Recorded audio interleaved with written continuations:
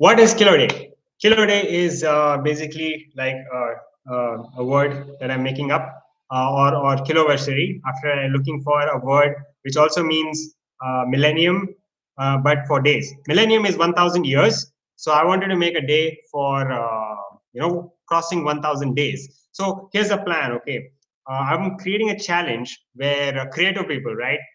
They take this up and they choose any medium they want. So, for example, if you are into making pencil sketches like these, then you make 1,000 pencil sketches every day and you post it on Instagram or whatever. Whatever is the medium of your choice. So let's say, like, it's about making a video about you sketching, that also counts. So whatever it is, you make one post, it needs to be counted as a post either in Instagram, YouTube, or whatever, like social media of your choice, and it needs to signify like a notch in your habit, in your habit journal. So the point of this is to create an explosion of art or explosion of content, like with quotes, like I don't know how better to call it. So here's the issue, right? Like creative people, they're open to new experiences. They love to, like, keeping exploring new things. But this comes out at a price that sometimes they're not conscientious. Conscientious being industrious, So like most of the time, the head seems to be in the cloud. This is, I'm talking from personal experience, and there's nothing seems to be tangible on the physical plane. So in form, space, and time, so to speak. So the plan is that you pick a certain thing. For instance, I'll give you an example. I wanted to be great at art, and for whatever reason, I wanted to draw comic books and books, right? And I wanted to draw anatomy and stuff. So I decided that I'm going to take up this challenge called Inktober, suggested by my friend, and made like some bad sketches.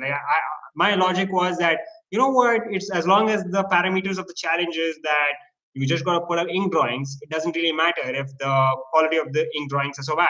So I kept aside my feelings of ineptitude in this year making drawings, and I just went for it. I kept posting.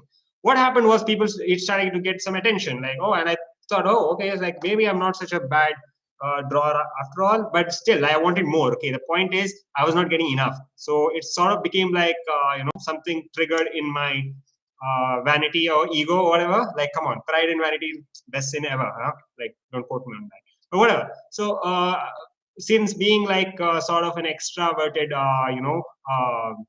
personality trait, I capitalized on it and I began to never stop. I mean, you can't begin to ever stop. Like, I never stopped making those drawings. So from ink drawings, it became to pencil sketches, to shading, and to watercolors, and now it's digital art. So I will show you a couple of my digital art, but I'm too lazy to like share it with you right now. So I thought, why not I do this with YouTube and Medium.com, right? So I'll just start posting uh, my essays on Medium.com, and I'll start posting on my YouTube blog. So the point is, this is going to be like for posterity. It's going to be like a journal, a live journal of what I'm going to discover.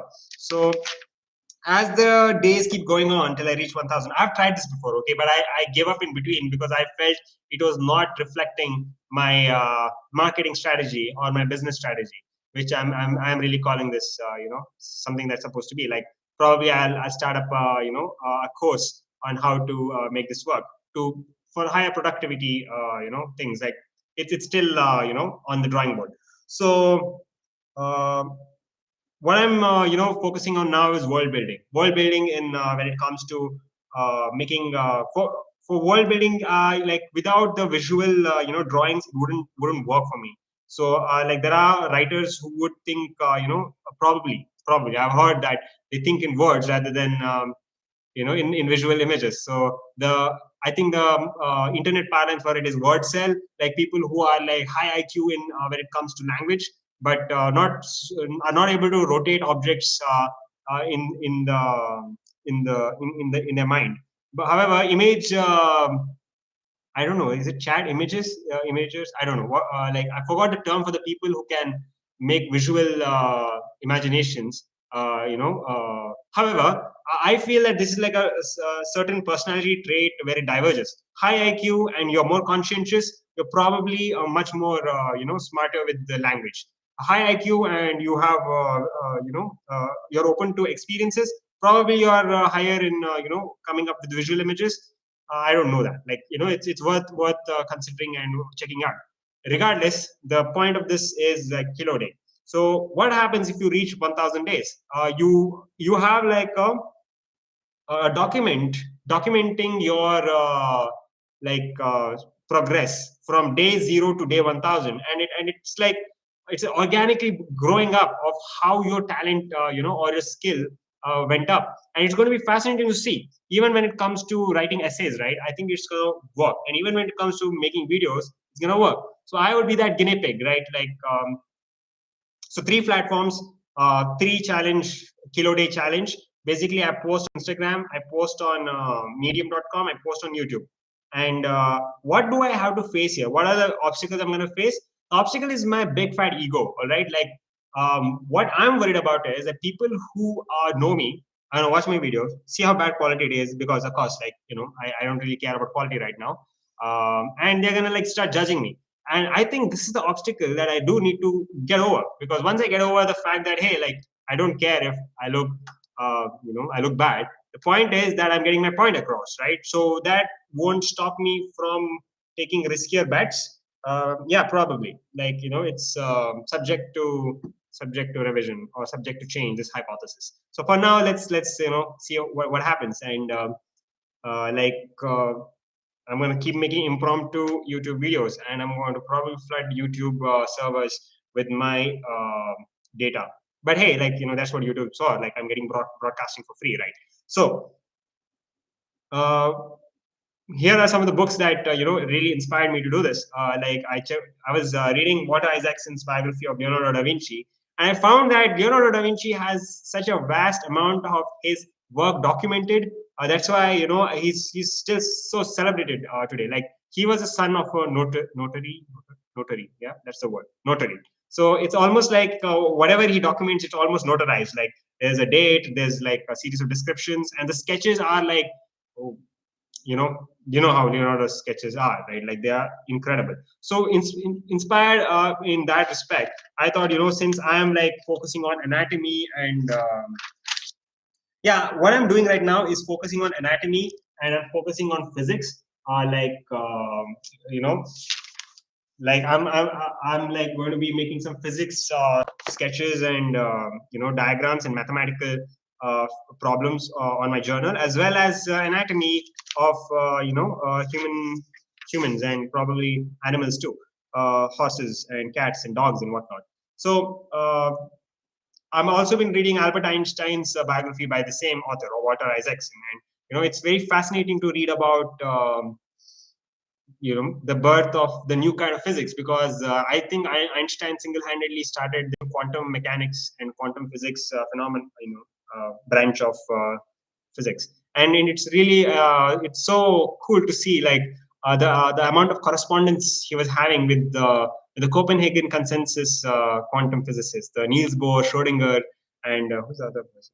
I forgot the other guy. Werner Heisenberg. Yeah. So Heisenberg and the 20th century, the science of 20th century, like, we can give to these three people. Like, one was Albert Einstein with his theory of relativity. We have Heisenberg with his uncertainty principle, and Kurt Gödel with his incompleteness theorem. For those who are like keen on like checking out the Kurt Gödel's incompleteness theorem, I would highly recommend this comic book, like graphic novel called Logic Comics. It talks mostly about Bertrand Russell and him like dealing with his apprentice Wittgenstein, Ludwig Wittgenstein, and them, like, it's really about Kurt Gödel, but the build up to it, to make us understand like how this was coming about, you need to start from Bertrand Russell, and it's so fascinating. Like, reading this book, it really changed my perspective about mathematics, because mathematics is seen as something like the language of the universe and everything, and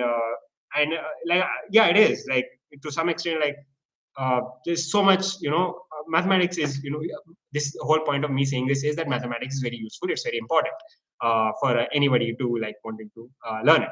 So like, there was something very interesting about Bertrand Russell and Albert Einstein, that both of them were trying to do the similar thing, but for their own fields.